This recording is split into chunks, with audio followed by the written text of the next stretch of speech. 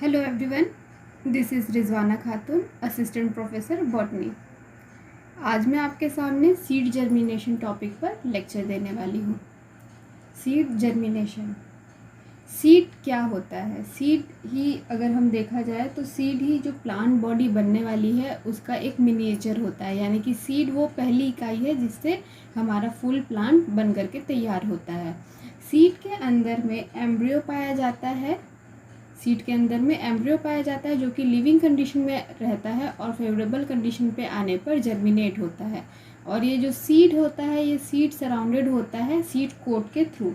जब ये seed coat rupture होता है तब एम्ब्रियो का जर्मिनेशन होता है। तो इस वीडियो में हम देखेंगे कि सीड जर्मिनेशन किस तरीके से होता है।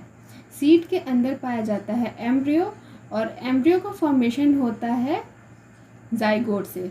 जाइगोट से एम्ब्रियो बनता है और एम्ब्रियो पाया जाता है सीड के अंदर। जब सीड का जर्मिनेशन होता है तो एक प्लांट का फॉर्मेशन होता है। ठीक है, इसी के बारे में आज हमको डिटेल में देखना है कि सीड जर्मिनेशन क्या होता है। सीड्स के अंदर कुछ जो सीड्स होते हैं उसके अंदर कुछ फूड मटेरियल्स भी पाए जाते हैं। जैसे कि हम मोनोकॉट में देखें तो उसमें जो रिजर्व फूड मटेरियल होता है वो एंडोस्पर्म के अंदर पाया जाता है। जब सीड का जर्मिनेशन होता है तो साथ साथ एम्ब्रियो भी जर्मिनेट होते हैं और ये दो पार्ट में डिवाइड होते हैं। फर्स्ट होता है रेडिकल जो कि इलोंगेट होकर के बड़ा होकर के रूट में डिफ्रेंशिएट हो जाता है, और सेकेंड पार्ट है प्लूम्यूल। प्लूम्यूल आगे चल कर के शूट बनाता है। ये होता है सीड जर्मिनेशन, जिसमें रेडिकल और प्लूम्यूल का फॉर्मेशन होता है। अगर हम देखें तो सीड जर्मिनेशन के लिए हमको सबसे ज़्यादा ज़रूरी क्या चीज़ें हैं? सबसे ज़्यादा ज़रूरत हमको होती है फेवरेबल कंडीशन की। जब फेवरेबल कंडीशन होता है यानी कि प्रॉपर सनलाइट, वाटर, ऑक्सीजन वगैरह, एयर डिमांड उसकी पूरी होती है, तभी कोई सीड जर्मिनेट होता है। सीड जर्मिनेशन के लिए सबसे पहले उसकी डॉर्मेंसी को ब्रेक होना ज़रूरी है। जब तक सीड डॉर्मेंट कंडीशन में है वो जर्मिनेट नहीं होगा। जैसे ही उसकी डॉर्मेंसी ब्रेक डाउन होती है तो सीड जर्मिनेट करता है और सबसे पहले उसके आउटर का जो सीड कोट है वो रप्चर होता है, देन फर्दर डेवलपमेंट होता है और ये एम्ब्रियो, रेडिकल और प्लूम्यूल का फॉर्मेशन करते हैं। तो सीड जर्मिनेशन को अगर हम देखें तो ये दो टाइप के होते हैं। फर्स्ट है हाइपोजियल जर्मिनेशन और सेकेंड है इपिजियल जर्मिनेशन। हाइपोजियल और इपिजियल जर्मिनेशन क्या चीज़ है अब हम देखते हैं। जो कॉटिलिडन होता है, कॉटिलिडन जो होता है ये दो पार्ट से मिलकर के बना होता है। फर्स्ट है हाइपोकोटाइल और दूसरा है इपिकोटाइल। हाइपोकोटाइल हम किसे कहते हैं? कॉटिलिडन के पॉइंट ऑफ अटैचमेंट का ऊपर वाला हिस्सा हाइपोकोटाइल कहलाएगा और जो नीचे का जो हिस्सा होता है वो कहलाता है इपिकोटाइल। तो सबसे पहले हम देख लेते हैं हाइपोजियल जर्मिनेशन। इनमें जो सीड हम सॉइल के नीचे जर्मिनेट करने के लिए लगाए हुए हैं, इसके एपिकोटाइल रीजन में इलोंगेशन पाया जाता है। ठीक है, दो पार्ट से मिलकर के बना हुआ है, हाइपोकोटाइल रीजन और इपिकोटाइल रीजन। तो इपिकोटाइल रीजन में ही डेवलपमेंट ज़्यादा होता है, जिससे ये सीड है इस पर जर्मिनेशन हुआ, रेडिकल और प्लूम्यूल का फॉर्मेशन होता है।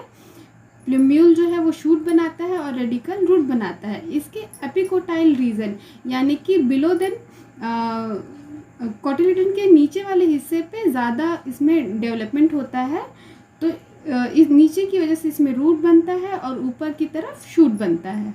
ठीक है, और ये जो सीड है वो सॉइल के अंदर ही रह जाता है। इस प्रकार के जो डेवलपमेंट होता है, इस प्रकार का जो जर्मिनेशन होता है उसे हम कहेंगे हाइपोजियल जर्मिनेशन। कॉटिलिडन सॉइल के अंदर ही रह जाता है और इसमें एपिकोटाइल रीजन में ग्रोथ होता है, और जो हाइपोकोटाइल रीजन है ऊपर वाला हिस्सा उसमें ग्रोथ नहीं होता है। ये सीड अंदर ही रह जाता है सॉइल के और इस तरीके से उसमें जर्मिनेशन होता है। उसे हम कहते हैं हाइपोजियल जर्मिनेशन। ऐसा जर्मिनेशन हमको ग्राम, पी, कोकोनट, पैडी, मैंगो, मेज ये सारे पौधों में हमको देखने को मिलता है। अब हम देख लेते हैं इपिजियल जर्मिनेशन। इपिजियल जो पार्ट है, एपिकॉट पार्ट है, ये कॉटिलिडन का लोअर हिस्सा है।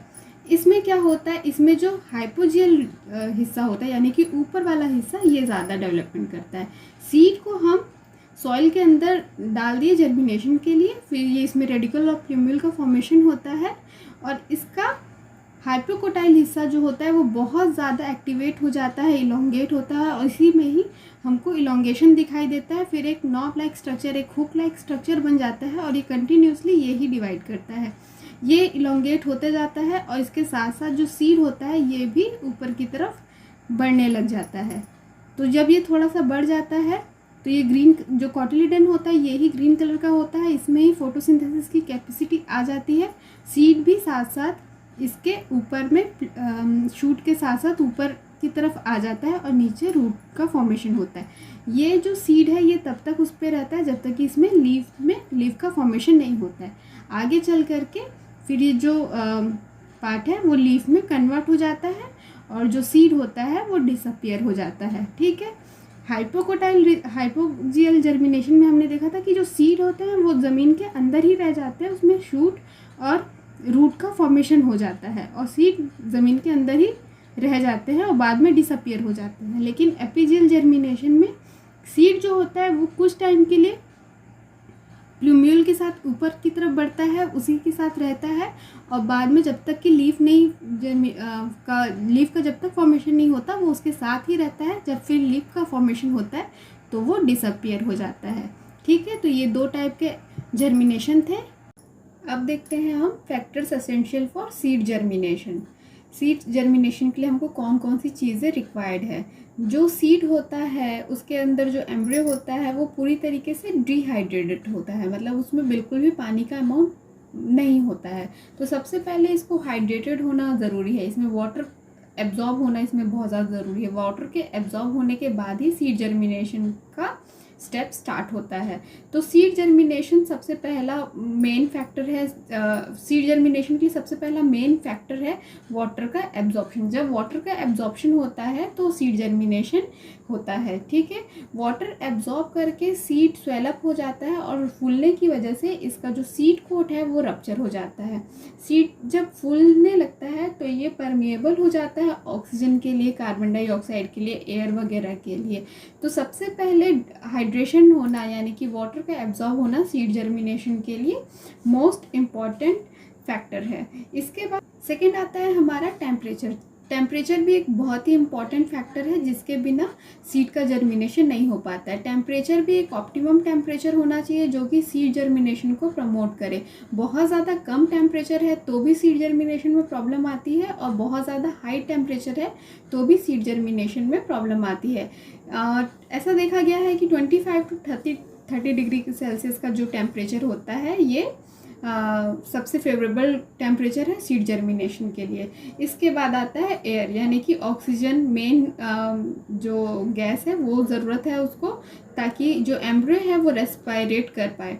नेक्स्ट है लाइट। लाइट बहुत ज़्यादा एसेंशियल नहीं होता है सीड जर्मिनेशन के लिए, क्योंकि आप जानते होंगे ज़्यादातर जो सीड जर्मिनेशन होता है वो डार्क स्टेज पर ही होता है। जैसे हमने चना वगैरह को या फिर जो भी स्प्राउट्स बनाने के लिए जो रहता है तो हम उसको भिगो करके रख देते हैं, और प्रॉपर ऐसा हम कोई अलग से लाइट वगैरह नहीं प्रोवाइड करते हैं उसको सीड जर्मिनेशन के लिए।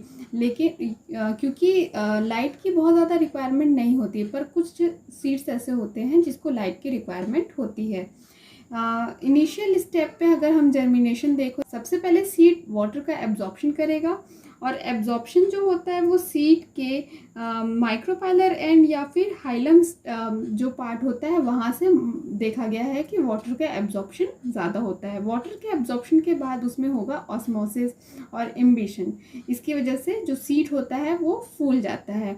फिर आता है फेवरेबल कंडीशन। जब सीड को फेवरेबल कंडीशन मिलती है तो ही सीड जर्मिनेट हो पाता है। फेवरेबल कंडीशन में मैंने बताया कि वाटर, टेम्परेचर, एयर, ह्यूमिडिटी, ये सारी चीज़ें आएंगी फेवरेबल कंडीशन में। ये सारी जब फेवरेबल कंडीशन एक सीड को प्रोवाइड होती है तो ही वो जर्मिनेट कर पाता है।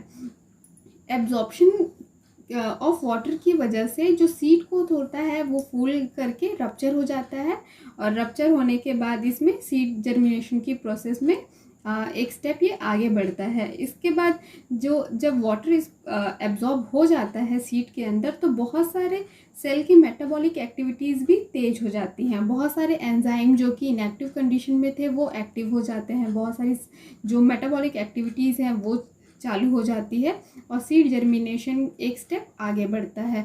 सेल के अंदर जो मेटाबॉलिक एक्टिविटी है ये स्टार्ट होने के बाद बहुत सारे जो एंजाइम्स रिक्वायर्ड है सीड जर्मिनेशन के लिए, जो हार्मोन्स रिक्वायर्ड हैं सीड जर्मिनेशन के लिए, ये सारे भी एक्टिव हो जाते हैं। सीड जर्मिनेशन के प्राइमरी कंडीशन पर एनारोबिक रेस्पिरेशन होता है, क्योंकि उसके अंदर जो सेल ऑर्गेनेल्स है जैसे कि माइटोकॉन्ड्रिया, इसका क्रिस्टी बहुत ही छोटा होता है, बहुत ही कम अमाउंट में होता है। इस वजह से सीड पहले एनारोबिक रेस्पिरेशन करता है, फिर जैसे सीड जर्मिनेट हो जाता है, रेडिकल प्यूम्यूल का फॉर्मेशन होता है, तब वो एरोबिक रेस्पिरेशन करने लग जाता है। ठीक है, फेवरेबल कंडीशन में सीड का जर्मिनेशन होगा। वाटर एब्जॉर्प्शन करने के बाद बहुत सारे एंजाइम और हार्मोन एक्टिव हो जाएंगे। इसके अंदर जो सेल ऑर्गेनेल्स है ये भी एक्टिव हो जाएंगे और इसके बाद इसमें सीड जर्मिनेशन की प्रोसेस आगे बढ़ती है। शुरू में ये एनारोबिक रेस्पिरेशन करता है और बाद में एरोबिक रेस्पिरेशन करने लग जाता है। अगर हम मोनोकॉट प्लांट को देखें तो उसमें जो रिजर्व फूड मटेरियल होता है वो एंडोस्पर्म में होता है और जो डाइकॉट में रिजर्व फूड मटेरियल होता है वो कॉटिलिडन्स के अंदर होता है। इनके अंदर जो रिजर्व फूड मटेरियल है वो लिपिड, प्रोटीन और कार्बोहाइड्रेट के फॉर्म्स में हो सकता है। बहुत सारे एंजाइम का फॉर्मेशन होता है सीड जर्मिनेशन के लिए, जो कि इस प्रोसेस को रेगुलेट करती है, जैसे कि hydrolytic enzyme, amylase enzyme, protease enzyme, lipase और न्यूक्लियस एंजाइम। ये सारे एंजाइम एक्टिव होकर के सीड जर्मिनेशन को प्रमोट करते हैं। तो ये हमने देखा सीड जर्मिनेशन और उसके फैक्टर्स जो कि सीड जर्मिनेशन को प्रमोट करते हैं। Thank you so much.